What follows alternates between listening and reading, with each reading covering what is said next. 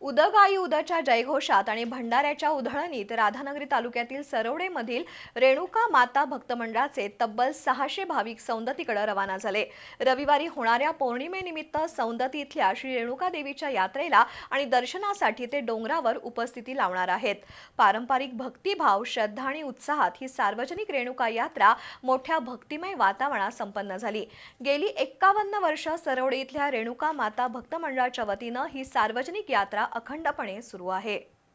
उदगाई उदच्या जयघोषात भंडाऱ्याच्या उधळणीत राधानगरी तालुक्यातील सरवडे इथल्या रेणुका माता भक्त मंडळाचे 600 रेणुका भक्त सौंदतीकडे रवाना झाले।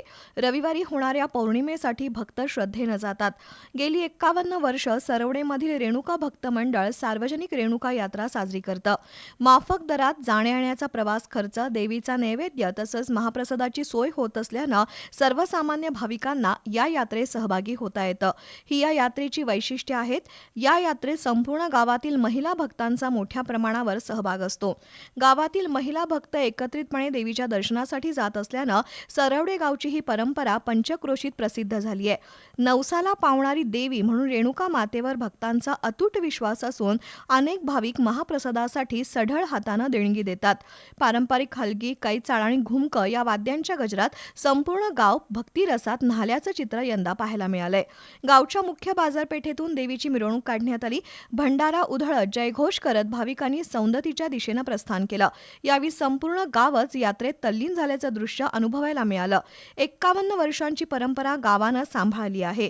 पुढील काळातही ही परंपरा अखंड सुरू ठेवणार असल्याचं नामदेवराव रेपे यांनी सांगितलं। आणि आज तागे जवळजवळ ते 51 वर्ष आता ही परंपरा सुरू आहे। जवळजवळ 500 ते 550 लोक डोंगरावर जात होतात। पूर्वी ही चालत जात होती लोक, नंतर बैलगाडीने जाऊ लागली, नंतर ट्रकाने जाऊ लागली। हळूहळू त्याची व्याप्ती वाढत आज सर्वांचं जेवण, पूर्वी स्वतंत्र जेवण करत होते, परंतु आता नेहमी तीन वेळा त्या ठिकाणी जेवण होतो। तो मंडळामार्फतच आम्ही नियोजन करतो। प्रत्येकाला वेगळं करावं लागत नाही।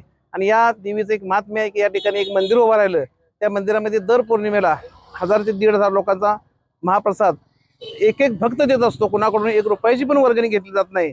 आणि आता सुद्धा जाताना उत्साहानं अगदी सर्व गाव माझ्याच घरची यात्रा आहे अशा प्रकारे सामील होतं। हा सोहळा यशस्वीपणे पार पाडण्यासाठी रेणुका माता भक्त मंडळाचे पदाधिकारी, ग्रामस्थ, तरुण मंडळ, महिला भक्तांचं योगदान मोलाचं ठरलंय।